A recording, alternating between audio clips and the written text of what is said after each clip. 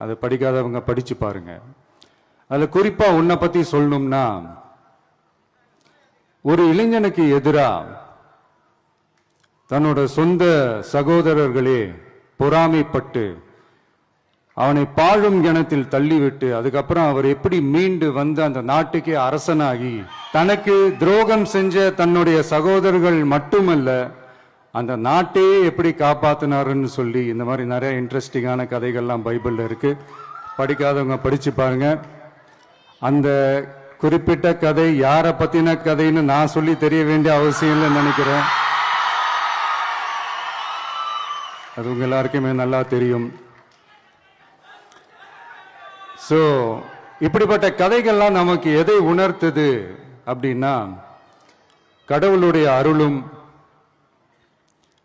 மக்களை மானசீகமாக நேசிக்கிற அந்த அன்பும் அதீத வலிமையும் அதுக்கான உழைப்பும் இருந்துட்டாலே போதும். எவ்வளவு பெரிய ஒரு போராட்டமோ ஒரு போரோ இல்லை எதிரிகளையோ ஜெயிக்கலாம் அப்படின்றது தான் இந்த கதைகள்லாம் நமக்கு உணர்த்துது. இந்த விழாவில் நான் ஒரு உறுதியை ஒன்று கொடுக்கிறேன்.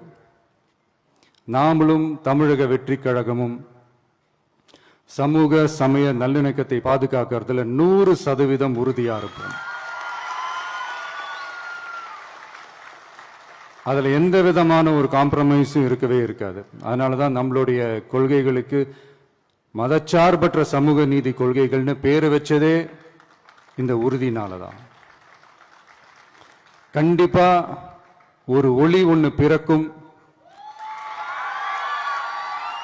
அந்த ஒளி நம்மளை வழி நடத்தும். இங்க வந்திருக்கும் அருளாளர்கள், அன்பர்கள் அனைவருக்கும் என்னுடைய கிறிஸ்துமஸ் நல்வாழ்த்துக்கள். அனைத்து புகழும் எல்லாம் வல்ல இறைவனுக்கே. Praise the Lord.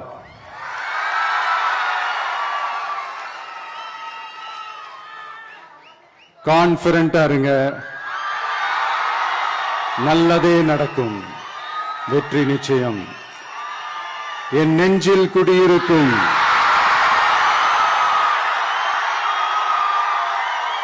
உங்கள் அனைவருக்கும், என்னுடைய தோழர்கள் தோழிகள், இந்த கிறிஸ்துமஸ் ஃபங்க்ஷனுக்கு வந்திருக்கிற மேடையில் அமர்ந்திருக்கும் என்னுடைய எல்லா சீஃப் கெஸ்டுகளுக்கும்